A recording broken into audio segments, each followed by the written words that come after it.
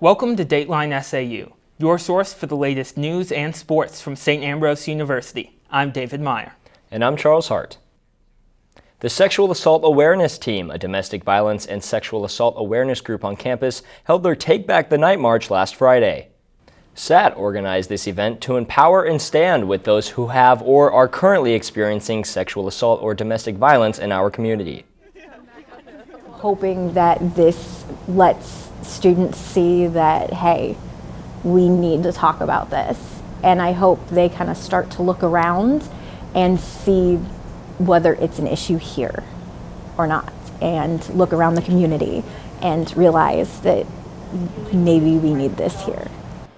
SAT has trained advocates ready to help anyone who needs them. They can be contacted by the number on the back of your B card or through campus security. This Halloween, the St. Ambrose radio station, KALA, helped with a special event. Dateline SAU's Chase Calderwood has more on how students helped make the holiday a memorable one for some members of the community. On Halloween, the Niabi Zoo in Coal Valley hosted Boo at the Zoo. David Baker has been a part of this occasion for years and is very familiar with the event. A Boo at the Zoo is an event that happens every year at Niabi Zoo. It benefits the zoo, of course, because they have general zoo admission going on, and it's sponsored by WQAD in Moline. The event brings kids out in a safe trick-or-treat environment with community booths that hand out candy to thousands of people. KALA's been a part of almost every one of these Boo at the Zoo since the year 2000, but Boo at the Zoo's been going on longer than that, and the radio station itself started trick-or-treating events back in 1990, so we've been at this about 31 years. Those in attendance had fun spotting animals and grabbing candy, but it was also a special event for those who worked it. I think it's really important for, us college students, especially, me working with the radio station here, to give back to the community and really get our names out there in the community and just, not only build a name for ourselves as people, but for the radio station, for the school, and show that, we care a lot about the people that live around us. Chase Calderwood, Dateline SAU. Class registration is open for the spring semester, but what happens when students run into issues signing up for their preferred classes? Your planned courses either didn't pan out or there's conflicts, whatnot. Being able to go to your academic advisor or the Center for Advising and trying to get some assistance in working through that. The deadline for registration is the week prior to the start of the spring semester, but ideally every student should leave for break with a full-time schedule in place. Tuesday was Election Day, and St. Ambrose's Rogalski Center again served as a polling place for this year's local election. Some people living in Davenport's 4th Ward came to campus to cast their ballot. In the Davenport mayoral race, incumbent Mike Mattson was re-elected with 78% of the vote. Esports began at St. Ambrose in the fall of 2018. The team's coaches tell us that this athletic program is about more than just gaming. We want organic, pure, genuine growth within esports. Chase Newcomb has been the director of the SAU esports team since May of 2019, and he always makes it a priority to put his team first. Our focal point of this program and our main focus of this program is to ensure that when my players leave, whether they want to take esports as a career or not, they get job offers as soon as they leave. He holds frequent one-on-ones with his players to check up on them. None of these players in here are players to me. They are people. They are people that want to make goals for themselves and that have dreams and aspirations. It is my job as their coach and their mentor to ensure that they can hit those goals, benchmark themselves, and see that progress. Other coaches on the team share similar beliefs to Newcomb. We're not looking to build gamers. What we're looking to do is build young esports professionals, people that are going to go on to be the next generation of leaders in the space and hopefully replace us. Another big focus of the program is building the team's attitude as a whole. You can be a good player, but you don't have a good mentality, it doesn't matter, right? Good mentality creates good players, not the other way around, right? And so that's why our heavy focus, we have a huge focus on mental coaching, we have a huge focus on personal improvement. We set goals every single week. The esports team season runs until April of 2022.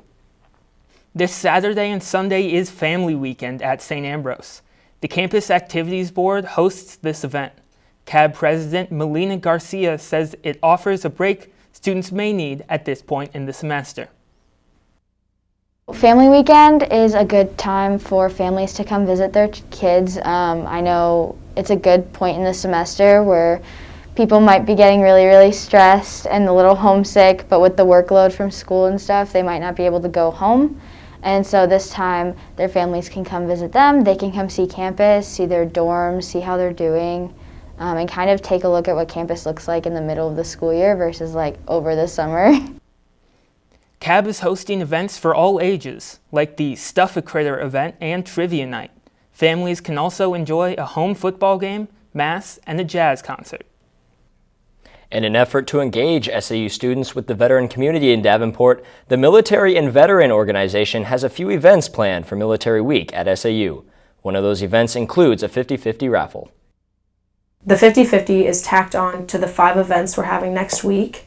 And so all the money is going to benefit the QC Veteran Outreach Center, and then some of it, like a small portion, is to us, just to make sure we can host all the events.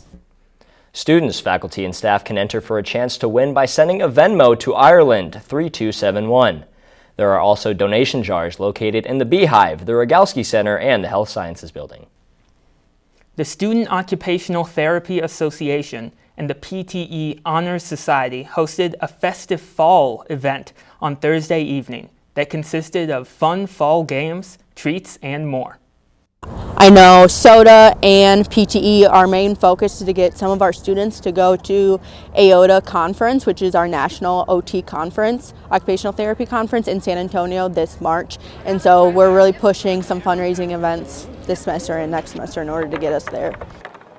It was held on the Rogalski Center lawn and also had face painting, pumpkin painting, and a photo booth. All proceeds raised at the event will be split between the 2 clubs in an effort to send their members to the National Occupational Therapy Conference early next year. Coming up in sports, Lee Loman Arena was rocking as wrestling returns to St. Ambrose University. The Bees host Augustana in their inaugural meet with an exciting finish. We'll have highlights and more coming up after the break. On Dateline SAU.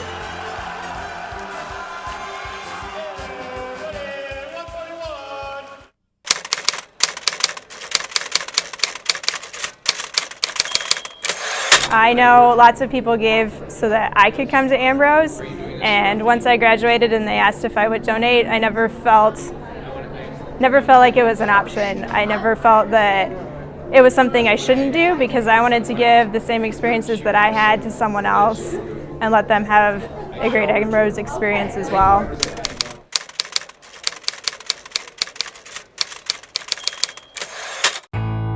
We're more than a radio station. We're your neighbors, investing time in our community. We're mentors, guiding the next generation of broadcasters. We're supporters of veterans, partners with social service agencies, and investigators of history.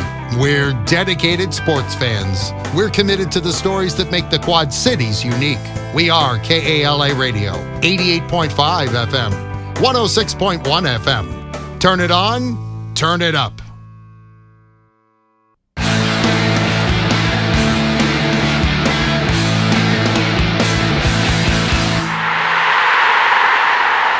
It was a historic night at St. Ambrose University as wrestling returned to the mat as an intercollegiate sport for the first time in decades.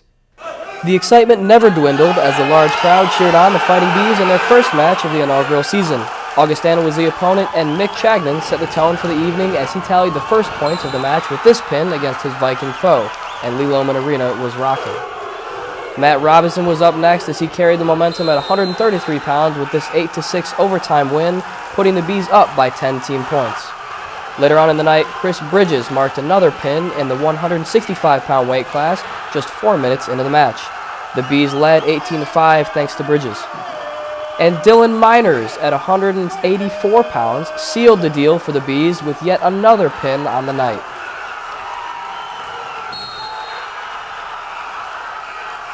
Despite a late run from the Vikings, the Bees held on to their lead and brought home the win in their first match. Both teams would split the 10 matches, each tallying 3 pins. The Bees will head to the Simpson Open this weekend, looking to stay on a hot streak. The SAU football team fell to the Roosevelt University Lakers this weekend in Arlington Heights. The first 3 quarters saw both teams delivering equal blows, and though the Bees were able to tie the game up in the first and second quarter, even making a 21-14 lead at the beginning of the fourth quarter, the Lakers' offense proved to be too much as Roosevelt ran away with 2 touchdown passes and a 21-yard run to send St. Ambrose home. The Bees are back in action this weekend as they host St. Xavier University at Brady Street Stadium Saturday at 1 p.m. After a decisive 5-0 victory at Governor's State last week, the women's soccer team looked to keep their momentum going when they hosted Bellevue University for senior night last Saturday. Following a goalless 90 minutes of regulation, keeper Molly McLaughlin came up big for the Bees in the first overtime with a save to keep the hope alive.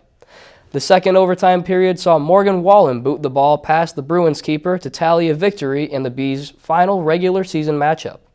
The women are now one of 8 teams to qualify for the CCAC tournament.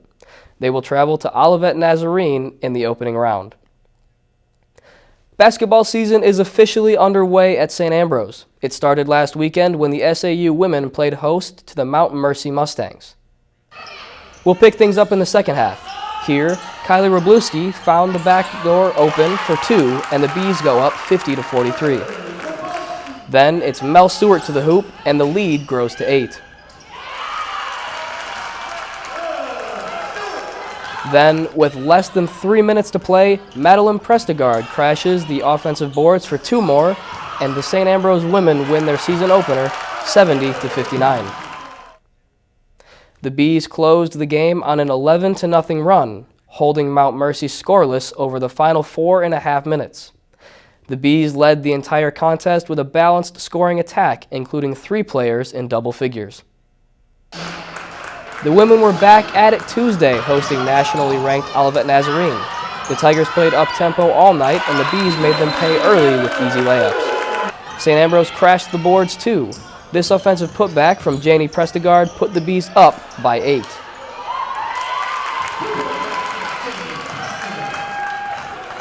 And when Prestegard returned this errant jumper for 2 earlier in the second half, the Bees enjoyed their largest lead of the night, 55-33.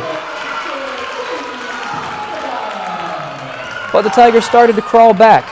Kennedy Johnson drives in for a layup, and Olivet Nazarene erases that large deficit and actually takes the lead, 70-69. But this Shane Smith jumper in the lane gives the Bees a 3-point lead, and they win, pulling away 90-77.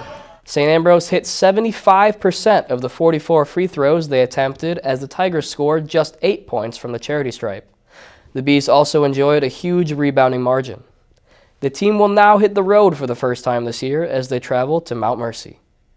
Men's basketball begins its season on Monday night, and a new addition to the team joins the program from his home country of Madagascar. Hesham Goodman, at 6'4" forward, says it's been challenging to adjust to a new country and new style of play.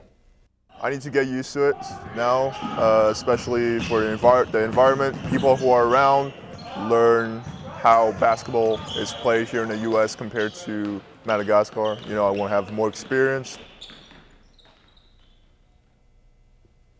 Goodman is currently nursing an injury, but he has high hopes for the upcoming season.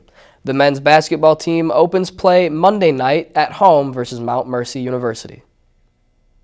The women's volleyball team extended its winning streak to 3 by sweeping Calumet St. Joseph Tuesday night.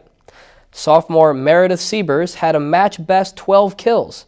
Senior Jill Kavalauskas, Attacker of the Week honoree, totaled 11 kills on the night with just a single attack error.